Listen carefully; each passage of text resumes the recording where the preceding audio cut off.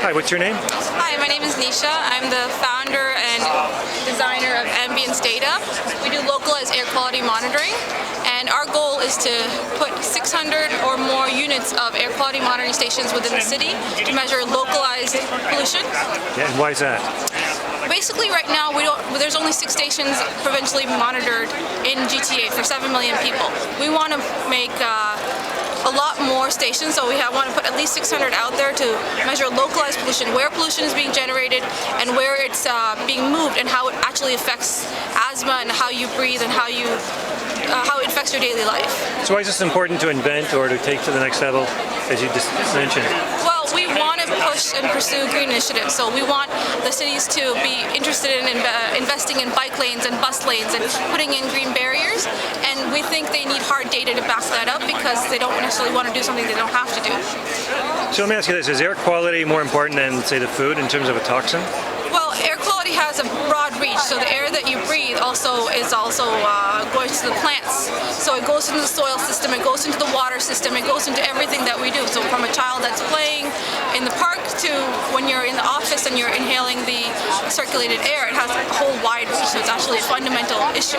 So what inspired you to invent this in the first place, and where were you at, university? Or?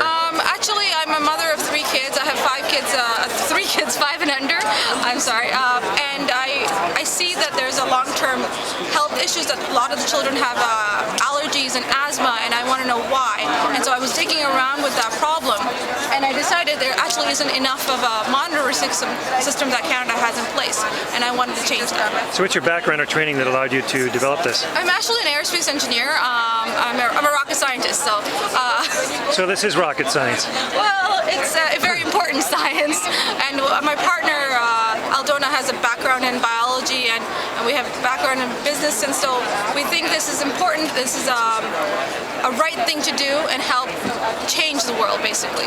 So how do you see the change happening with this device as a monitoring system for air quality? Well, what we see is that we help cities actually give hard numbers so that they incentivize green initiatives much more. We want them to do bike lanes, we want them to do walking projects, we want them to do urban renovation projects where they're much more green oriented, and that's where we see our advantage of giving the hard numbers and how it makes a difference. Let me ask you this, I mean, this is obviously a commercial model. Do you have something like, in terms of a residential model, to monitor your own air in your own neighborhood or in your house? Yeah, so we can do a much smaller, so we did a very ruggedized system that can handle minus 35-degree temperature, and our sensors can handle temperatures. Internal air quality monitoring is important, but it's just a very small picture. So we can, of course, do this. We can put this inside the house, no problem, straight from the box.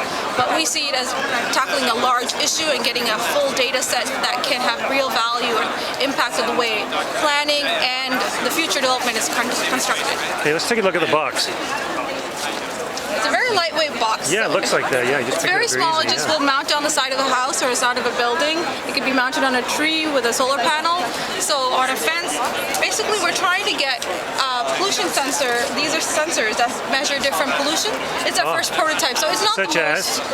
It can measure carbon monoxide, carbon dioxide, VOCs, LPGs, particulate and sound and weather information. And so it transmits it through our GSM SIM card, and we get it in our database. And from our database, we are able to do aggregate study, but people can see actually the localized air pollution in their environment. So they can see if it's good or bad air, but also we can build like 2 years worth of data and see how it was in the springtime, how was it during construction time, how was it all throughout the year, and see what's better, how to optimize that. Well, this is very good rocket science. This is something I could take an interest in. For more information and for others, what's your website or contact? You could go to our website, www.ambience.data.com, and you can log in, and our map is available for free. All our data is available. We're developing an app right now, so you can check while you're outside if it's good to run or not. So we would love to get you guys involved and participate in our project, and we hope this gets expanded and grows as much as possible. Great. Thank you so much. Thank you.